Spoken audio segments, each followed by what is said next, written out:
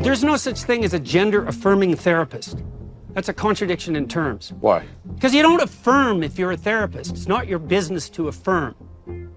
You come to see me because there's something wrong. Maybe you come to see me because a destructive element of you is wreaking havoc in your life. I'm on the side of the part of you that wants to aim up, man. That's what I'm on the side of. Okay, now I don't know what that means in your case, but we're going to talk about it. Am I going to affirm what you think? No, it's not up to me to affirm it. You don't get a casual pat on the back from a therapist for your pre-existing axiomatic conclusions. That's not therapy. That's a rubber stamp.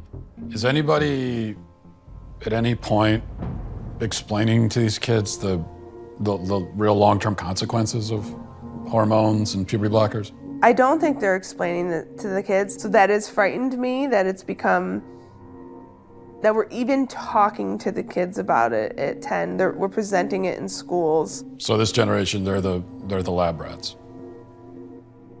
Biological sex, binary. It's been binary for like 100 million years, longer than that. Temperament is not binary, temperament or personality. So it's gender. Temperament is gender? Well, gender is not a good word because it's vague and it isn't measurable. So do we need it? Why can't we just say temperament? What do we even need the word gender for? Well, I don't need it. Yeah. But what I would say is that people who talk about the diversity in gender are actually talking about diversity in personality and temperament, but they don't know it. You can have a masculine temperament if you're a woman. Maybe 1 in 10 women have the average temperament of a man. And you can have feminine men temperamentally. And it's not that uncommon because the differences between men and women temperamentally aren't that great. There are masculine girls. There are feminine boys. What are we going to do about that? Carve them up?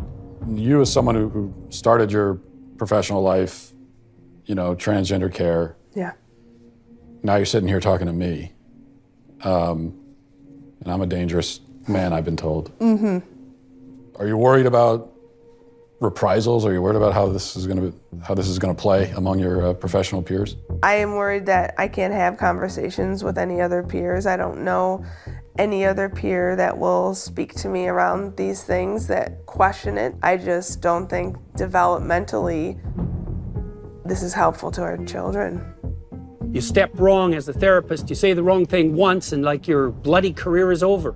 And now it's the same with physicians. How's that going to work? You're going to go have an honest conversation with your physician when he's terrified out of his mind that he'll say something politically incorrect during the diagnostic processes? Hey man, you're sick with whatever you want to be.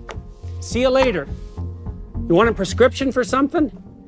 I left academia because the climate had become too stifling politically, especially when it comes to the topic of gender identity and the science of gender. It is absolutely impossible to do good research. You basically have to decide beforehand what you're going to find so that you don't upset activists, and that is not how you do science. Why has this shift occurred where all of a sudden gender and sex have become so politically and culturally charged? There's a really ugly history between sex researchers and transgender activists. In the past, if any sex researcher spoke out about science that went against activist orthodoxy or particular narratives that activists wanted to promote, they would basically have their personal and professional reputations ruined. So what you see is that only experts who toe the party line and say the things that activists like, those are the people who get attention, those are the people who get lifted up in the media. And also, I would say people are incentivized to go along with the activist narratives and gender ideology because that helps their career. Trans is very cool. Trans is a way of giving yourself value, given the way society at the moment is functioning. All of the things that used to give us anchors of identity have become very fluid or very volatile in recent years. And into that context, I think what you find then is new identities start to fill the void or the vacuum. Whereas in the past, I might have got my sense of self-worth from being part of the village where I grew up. Now I might get my sense of self-worth through being part of the online community that I connect with, or part of the sexual identity community.